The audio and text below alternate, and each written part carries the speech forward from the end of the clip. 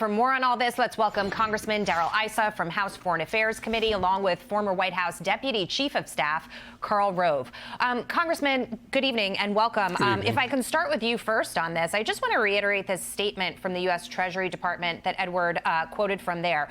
Treasury said this action will not be taken in response to energy prices. This is a limited license. As we have said in the past, this is about the regime taking the steps needed to support the restoration of democracy in Venezuela. Now, one could step away from this and say, well, it is all about energy supply and price right now. And if the administration allows drilling in Venezuela by Chevron, they could just pull the plug whenever they want, citing issues over there. Whereas if they allowed drilling to happen here, it would be much more difficult, and it would be a reversal of the Biden administration's policy, which the president made clear he thinks he's doing everything right. He doesn't want to reverse course. Well, he could, but he won't. And thank you for having me on, and thanks for covering it this way. Ultimately, we normally lift sanctions in return for an action, not lifting sanctions in return for a vague promise that they might do something like a free and fair election 6 or 8 or 9 months into their exporting oil, getting the money from it that allows this dictatorship to continue to operate. But I think the more important point is, why not in the U.S.?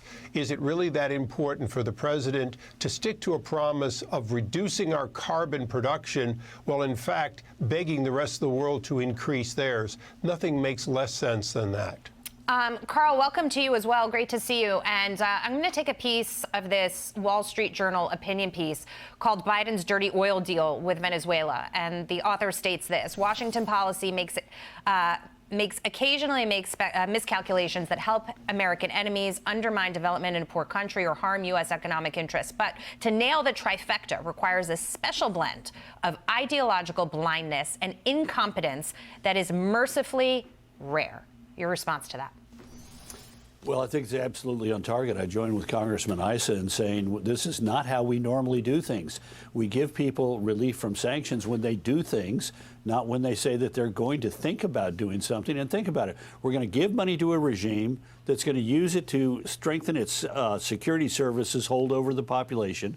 We're giving money to an open advocate and ally of many of our enemies around the world, and we are looking like fools on the international stage. We're not the only people looking at this, and this diminishes American credibility. If we wanted more oil and gas, we could get it in the United States if we took off some of the unnecessary regulations, sped up approvals for pipelines, made it easier for people to bring energy to our markets. And instead, what we're doing is we're saying we're gonna have one of the more corrupt regimes in the entire world, let alone the hemisphere, and reward them mightily for having thumbed their nose at the United States and the world for several years now. And for what good purpose? What have they done that justifies this? And the answer is nothing. Yeah. Peter Doocy asking about this today at the White House briefing. Let's take a listen. Why is it that President Biden would rather let U.S. companies drill for oil in Venezuela than here in the U.S.? That's not an accurate take on the president's view. Earlier this month, he said no more drilling. There is no more drilling. The president has issued 9,000 permits for drilling on U.S. federal lands, Peter. 9,000 of them being unused. So the president did say that, Congressman. We all remember that he said it. And White House officials continue to talk about the 9,000 permits on federal land, but they don't explain to the American public that you can't just go drill on federal land without investing in that space. And this is something that companies have been reluctant to do because the president has gone after them and says he wants to eradicate fossil fuels. You know, there's no question at all. The president wants to have it both ways. He wants to take credit for stopping the production of oil and natural gas, and then he wants to say, but look what I've done. The fact is, Karl Rove's former boss, George W. Bush, I was with him a month ago, and he said to a veterans group, but it came off as the right thing to say, American energy is the lifeblood of the American economy. And that's what this president is attacking. Our current economic woes, to a great extent, are exactly because we've raised the price of energy. If you look at the price of diesel to deliver goods and services, it's through the roof. If you look at people being told it's going to be very cold in New England and in New York this year because they either can't get or won't be able to afford home heating oil.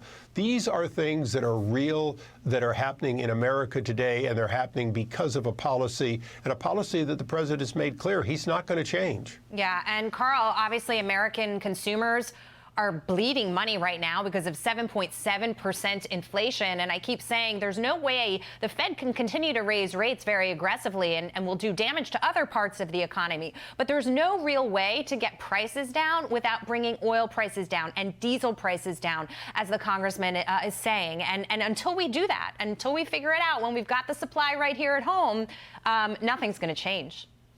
Yeah, look, I have a certain respect for John Kirby, but he ought to stick to national security and military matters.